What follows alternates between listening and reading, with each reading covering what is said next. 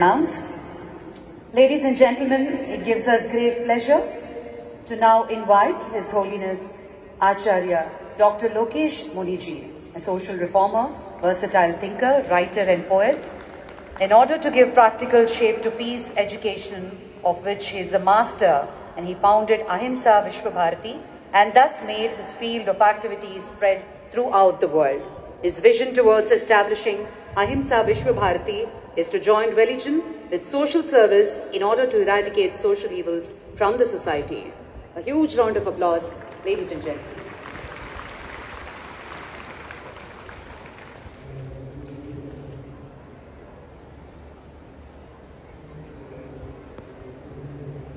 Global spirituality महोत्सव के अवसर पर सर्वप्रथम मैं भारत सरकार के सांस्कृतिक मंत्रालय और परम आदरणीय दाजी जी का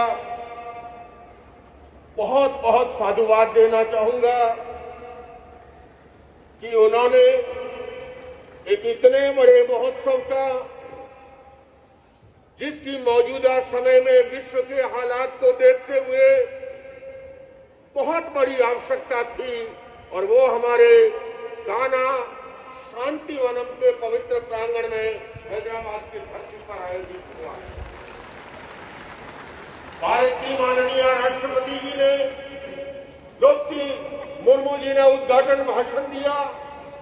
भारत के माननीय उपराष्ट्रपति जगदीप धनखड़ जी समापन भाषण के द्वारा संबोधित करने वाले हैं, और मैं देख रहा हूं विश्व के कोने कोने से विभिन्न धर्मों के, विभिन्न संस्थानों के प्रमुख प्रतिनिधित्व यहाँ पर उपस्थित हुए हैं, और पिछले 3 दिनों से ये लगातार मंथन चल रहा है, और उसकी थीम है इनर पीस से विश्व शांति।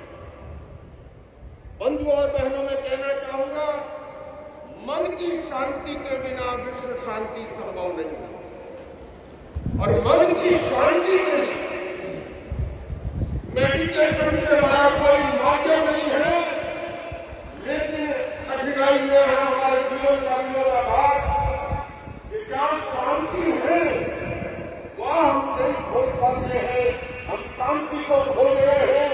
बड़ी बड़ी अकालिकाओं में, मेलों में, जबकि जन्नत की चाबी पर सोने वाला भी नकली बदलता है, वेंटिलाइजर देता है, सब कुर्सियों का कंप्यूटर सेवन करता है। उसका कारण क्या है? क्योंकि जब तक भीतर में पीस नहीं है, तो जहां हम पीस को खोज रहे हैं वहां पर नहीं है।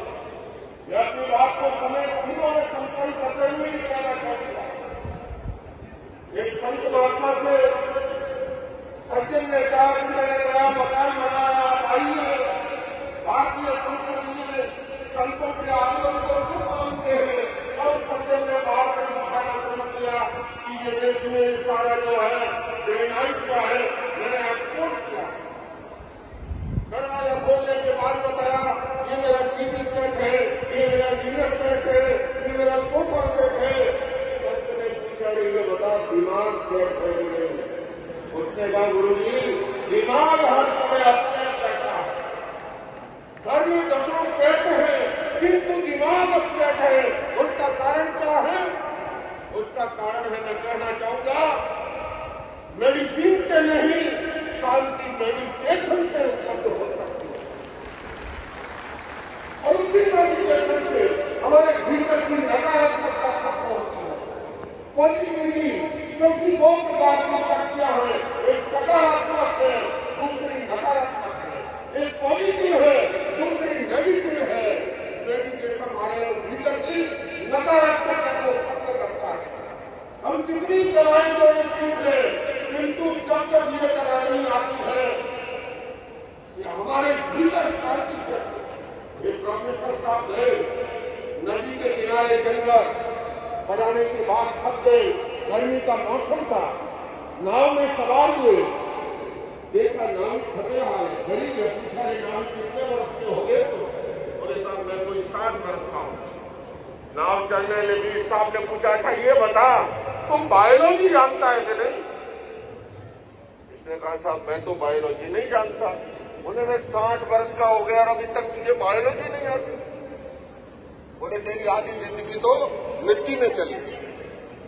थोड़ी देर हुई, साहब ने पूछा था ये बता साइकोलॉजी जानता है कि नहीं? इसने कहा साहब मुझे तो साइकोलॉजी नहीं आती। बोले तेरी आधी जिंदगी और मिट्टी में। थोड़ी देर हुई, साहब ने पूछा था ये बता फिजियोलॉजी जानता है कि नहीं? इसने कहा साहब मैं आपसे हाथ जोड़ता हूँ, मुझे ये लॉजी वॉजी नहीं आती, मैं तो रोजी रोटी का काम जानता हूँ, नाव चलाता हूँ, पेट भर लेता हूँ। बोले तेरी आधी जिंदगी और मिट्टी में। थोड़ी देर हुई, साहब ने पूछा अच्छा ये बता फिजियोलॉजी जानता है कि नहीं? इसने कहा साहब ये फिर कौन सी बीमारी है?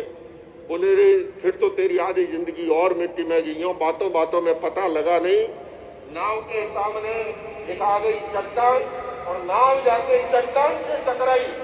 एक फट फूटर पानी अंदर भरने लगा और नाविक ने पूछा रे साहब तैरना जानते हो? नहीं। बोले तैरना तो नहीं जानता। बोले मेरी तो 4 बार में गई थी, आपकी एक ही बार में याद।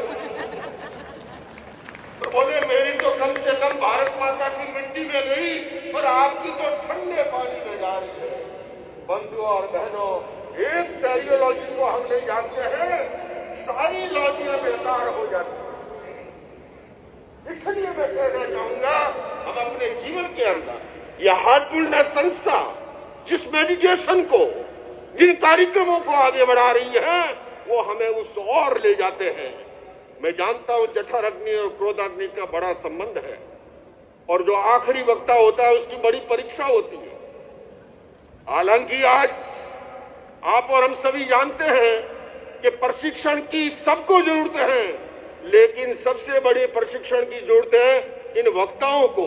बेचारा संयोजक बार बार कह रहा है 8-10 मिनट बोलना है, फिर भी 20 मिनट से पहले माइक ना छोड़े तो सबसे पहले मेडिटेशन इनको कराने की जरूरत है। बंधुओं और बहनों, मैं पुनः भारत सरकार के सांस्कृतिक मंत्रालय को, हमारे परम आदरणीय परम आत्मीय मेरे बड़े भाई दाजी को बहुत बहुत इस बात के लिए साधुवाद देना चाहता हूं और दुनिया के अलग अलग कोनों से जो आए हैं उन सबसे कहना चाहता हूं कि आओ मिलकर आपस में बात करें, आओ मिलकर बैठे आपस में बात करें, 4 कदम ही सही चलने का साथ करें। यूं तो दूरी से दूरी बढ़ती जाएगी, कभी तो हम खुद से खुद की मुलाकात करें। और मैं आमंत्रित कर रहा हूं इसी विश्व शांति के कार्यक्रमों के मन की शांति के लिए भारत के दिल्ली एनसीआर में पहला विश्व शांति केंद्र का निर्माण अहिंसा विश्व भारती संस्था करने जा रही है, वर्ल्ड पीस सेंटर के रूप में। उसका उद्घाटन भी इसी वर्ष होना है। आइए आप और हम सब मिलकर के दुनिया को अभी अधिक खूबसूरत बनाने के लिए प्रयास करें। इन्हीं शब्दों के साथ पुनः आयोजकों का एक बार बहुत बहुत साधुवाद जिन्होंने मुझे आमंत्रित किया। ओम अरहत।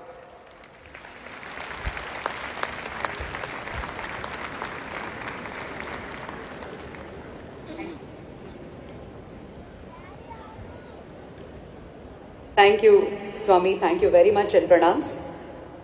Ladies and gentlemen,